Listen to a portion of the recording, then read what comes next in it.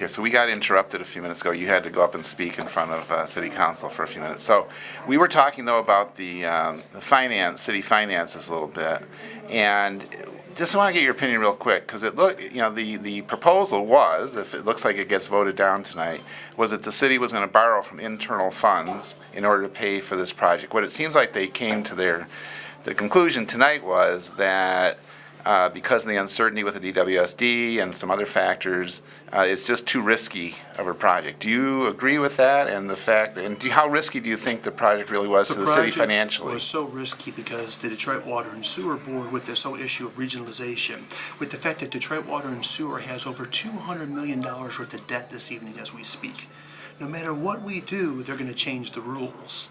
So even if we were to accept that the argument was proper, which I don't agree with, but for the sake of this conversation, there was no way we were ever going to win that game. No matter what we do, Detroit Water and Sewer controls the water.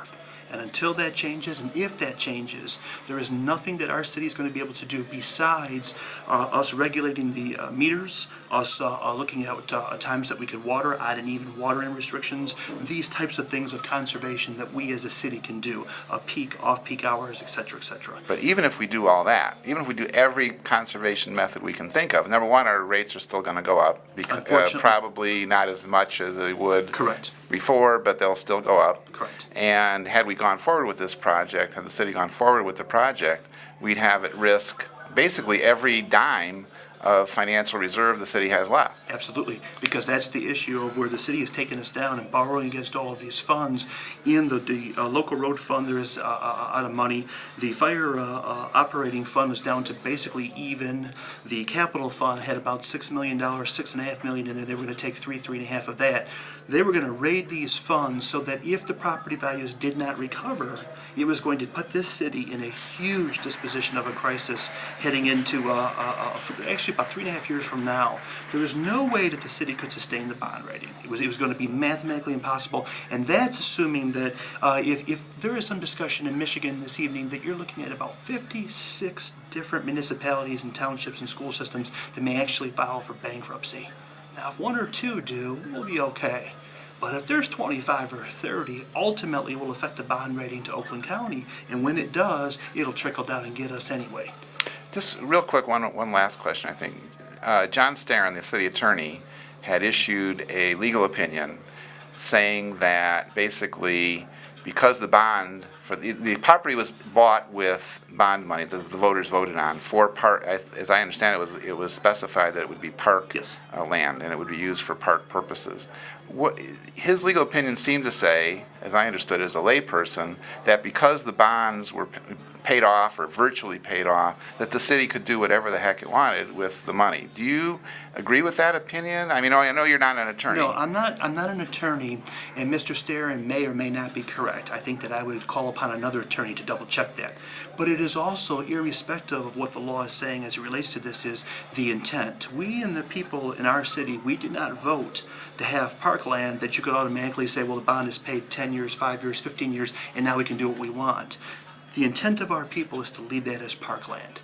And the whole intention and the process of that is what motivated our people to come and vote. Therefore, legally and morally, I believe we owe that to our people to leave it alone as parkland. That sounds, just to go back to the financial stuff you're talking about a minute ago, it sounds like, correct me if I'm wrong, you still read financial statements from the city, you're still very involved in looking at the city's financial status. I am, as a realtor, because up in the Thornridge subdivision late last year, my client had heard about the water reservoir project.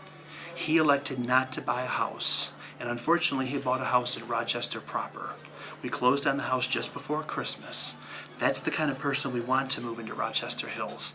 And the sorrow of the matter is that reputation, that's why of all the people I listened to this evening, the city assessor, I totally disagree with him this evening. He broke my heart, and for me to listen to him discuss functional obsolescence and there's no studies, I was just heartbroken as a realtor.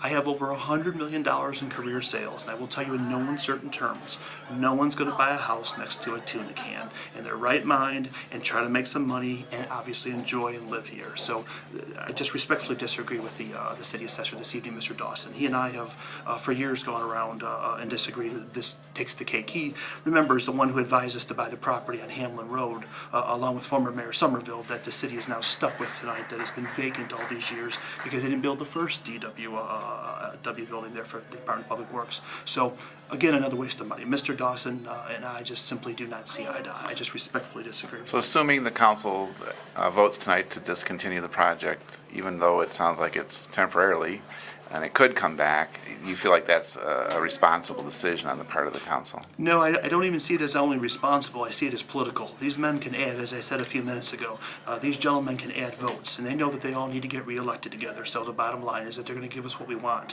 What I'm more concerned about is making sure that they don't come back after this election in 2011 so that we get stuck with them, because a year from tonight, they won't care what we think. So do you think the residents, I guess in your opinion, would you say that needs to remain vigilant and make sure that and continue to come to meetings, read the agendas, make sure this project, if they don't want to see it go forward, they need to remain vigilant to make sure it doesn't come back after the election in November? Absolutely. And we, in our wonderful city, need to pay attention to the issue of the real budget. They keep telling us we have a bond rating. Guess what? So does Troy. So does Oakland Township. So does everybody else. I don't want to say big deal because we want the bond rating, but that in and of itself, Finch, who gave us our last bond rating, they've just been accused of what we call grade inflation. Big story in the Wall Street Journal. They're being investigated for it. Those bond ratings aren't what they used to be. So what I'm saying is don't hide behind a bond rating and then tell our people that everything is perfect when you're burning through millions of dollars of our reserves so that you can brag to us that everything is perfect. Well, the same issue happened with the financial crisis, because even though we haven't really addressed the rating agencies, the fact that they rated the derivatives as high-grade investments is a really good example of exactly. And this is what I happened. call the same difference, because as they rated those derivative contracts, which were garbage as far as I'm concerned, the same rating agencies are saying that the cities and municipalities have good bond ratings. And what I'm saying is that if you have 56 of these townships and municipalities and school systems filed for bankruptcy in Michigan the next year, it will affect our bond rating. And if the lower bond rate, there's going to be higher carrying cost. And the city right now is burning through and living off reserves.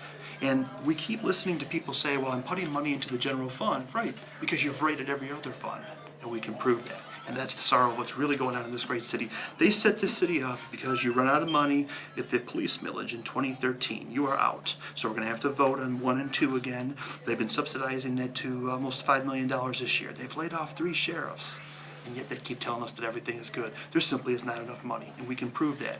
That's why I think in here, in this issue, they realized the anger of the people with the tunic hands, and they figured, well, we better get ourselves reelected. So, in all fairness to them, they're pretty good at doing what they needed to do tonight, but we have to be vigilant and keep our eyes on this moving forward.